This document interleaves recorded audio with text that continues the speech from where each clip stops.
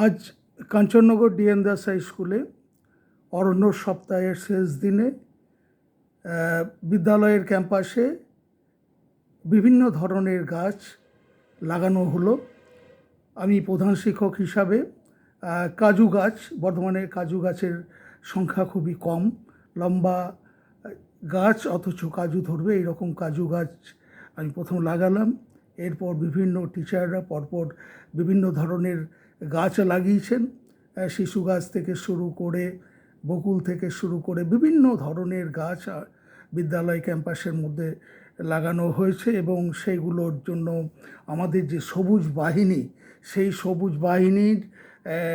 বিভিন্ন ক্লাসের ধরে তাদের দায় এবং দায়িত্ব টিচাররা দিয়েছেন এবং সমস্ত স্টাফ এরা এতে অংশগ্রহণ করেছেন। বিদ্যালয়ের প্রদীপ বিশ্বাস থেকে শুরু করে অনুপ মণ্ডল, যিনি বিভিন্ন গাছ তিনি চয়েস করে নিয়ে আসছেন বেশ কয়েকদিন ধরে এবং আরও আনবেন বলেছেন। তো আজ আমার যেটা মনে হচ্ছে, এই গাছ যদি বিদ্যালয়ের ক্যাম্পাসে হয় তাহলে অন্তত শহরের থেকে 4 ডিগ্রি তাপমাত্রা কম হবে বিদ্যালয় ক্যাম্পাসে এবং বিভিন্ন যে জীববৈচিত্র্য, আমাদের যে বেনেভোয়ের যে জীবনচক্র এখানে সম্পন্ন হলো, শালিকের সম্পন্ন হলো, ঘুঘুর সম্পন্ন হলো, বিভিন্ন পাখির যে জীবনচক্র সরাসরি ছাত্রছাত্রীরা দেখতে পাবে এবং প্যাঁচার যে জীবনচক্র এবং প্যাঁচা কীভাবে সোশ্যাল ভ্যাকসিন হিসাবে কাজ করেছে ছাত্রছাত্রীরা নিজেরাই জানে এবং মানুষের সঙ্গে গাছের সঙ্গে বিভিন্ন জীবজন্তুর কী সম্পর্ক, মেছো বিড়াল থেকে শুরু করে, যেমন প্যাঁচার বড় বাক্সে মেছো বিড়াল তার বাচ্চা দিল এবং বড় হয়ে গেল,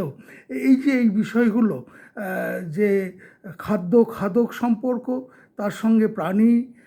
উদ্ভিদ প্রাণীর সম্পর্ক এবং গাছ থাকলেই আমার পৃথিবী বেঁচে থাকবে এবং উষ্ণায়ন কমবে বলে আমার বিশ্বাস এবং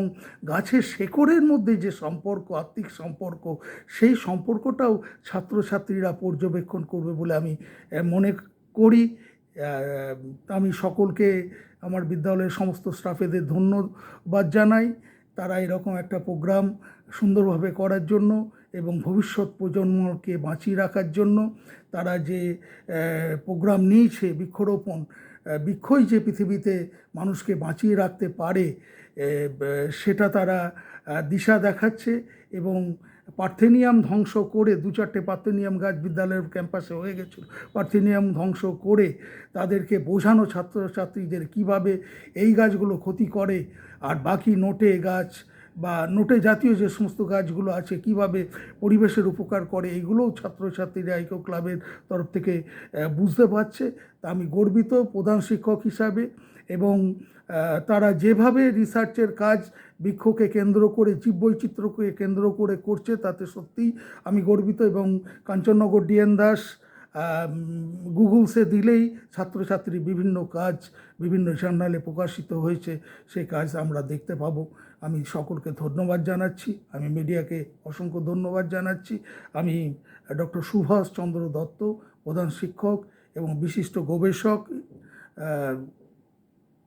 Kanchannagar D N Das high school.